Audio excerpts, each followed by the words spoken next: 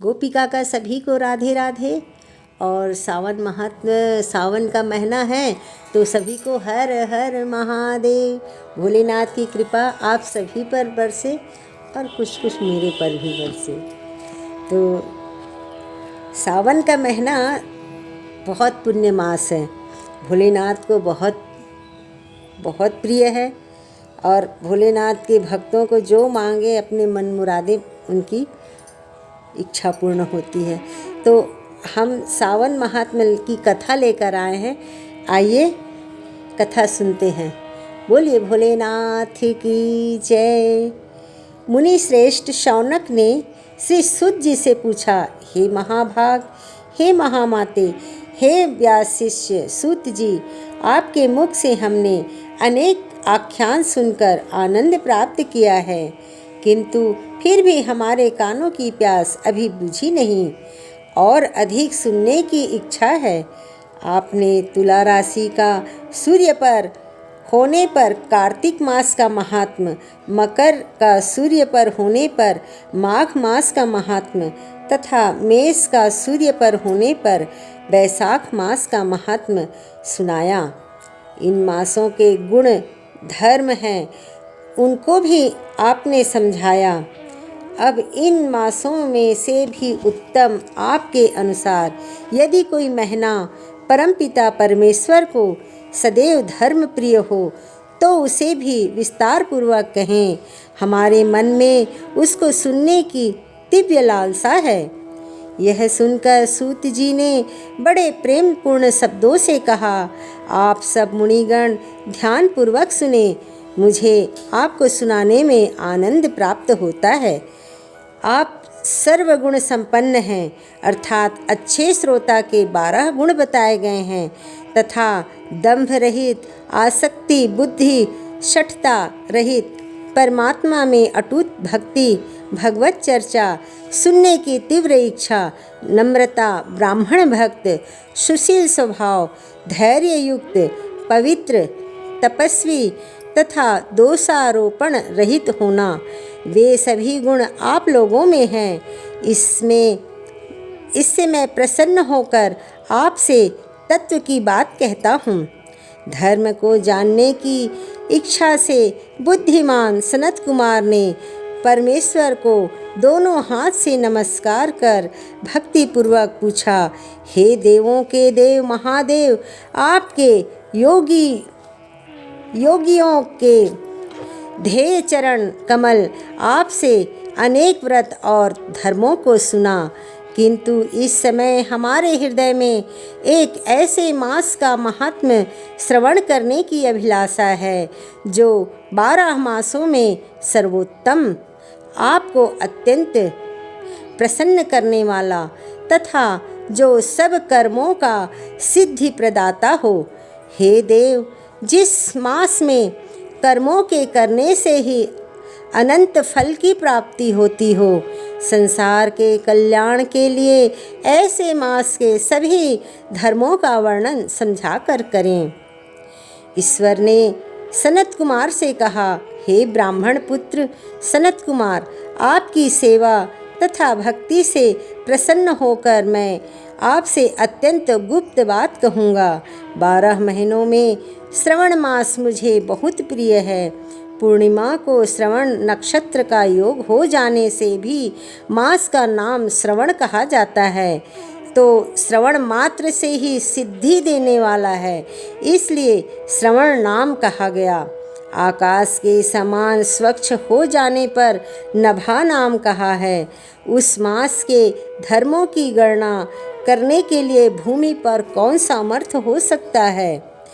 जिस श्रवण मास के महात्म्य को देखने के लिए इंद्र हुए और जिसके फल को कहने के लिए भगवान अनंत 2 सहस्त्र जीवा धारण की, हे मुने, दूसरे मास इस मास की एक कला को भी नहीं प्राप्त कर सकते।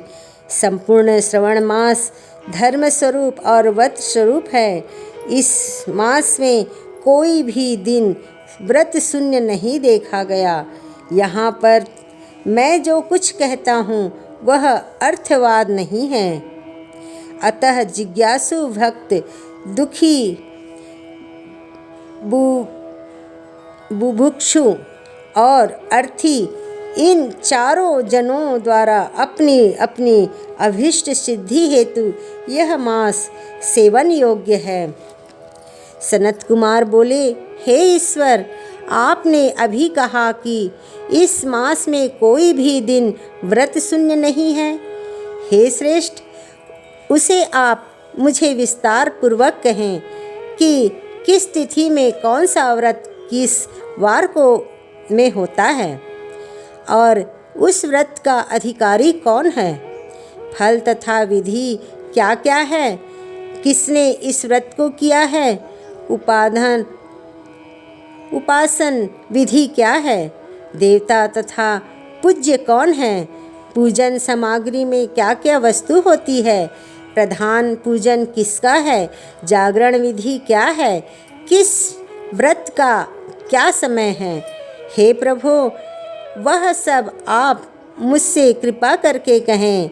आपको श्रवण का मास कैसे प्रिय हुआ, इस पवित्र किस कारण से कहा गया, इस मास में कौन अवतार उत्तम माना गया, इस मास में कौन सा अनुष्ठान करने योग्य समझा गया। हे प्रभु, हे दयालु, आप यह सब प्राणियों के उद्धारार्थ मुझसे कहें। रविवार, सोमवार, मंगलवार, बुधवार, बृहस्पतिवार, शुक्रवार तथा शनिवार को जो व्रत आदि किए जाते हैं वह कृपा करके मुझसे कहें। आप सबके आदि कारण हैं, अतः आदि देव भी कहे जाते हैं। अन्य देवता आपसे छोटे होने के कारण आप महादेव कहे जाते हैं। पीपल के वृक्ष में ब्रह्मा, विष्णु तथा शिव तीनों देवों का निवास है, उसमें भी आपका निवास सबसे ऊपर व ऊंचा कहा गया है। आप कल्याण स्वरूप से शिव माने जाते हैं, पाप नाशक होने से आप हर माने गए हैं, आदि देव होने से आप श्वेत वर्ण हैं, शुक्ल वर्ण में विकार होने से अन्य वर्ण होते हैं, उनमें कपूर वर्ण के समान गौर होने से आप आदि देव हैं। पहले गणेश जी का अधिष्ठान रूप 4 दल का मूलाधार नाम का चक्र है, उसके ऊपर 6 दल का ब्रह्मा जी